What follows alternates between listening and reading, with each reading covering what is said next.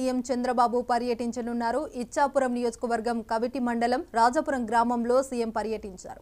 ఇది మన ప్రభుత్వం కార్యక్రమంలో పాల్గొని 100 రోజుల పాలన గురించి అమలు చేసిన పథకాలు కార్యక్రమాలను ప్రజలకు వివరించేలా తొలి సభ జరుగుతుంది.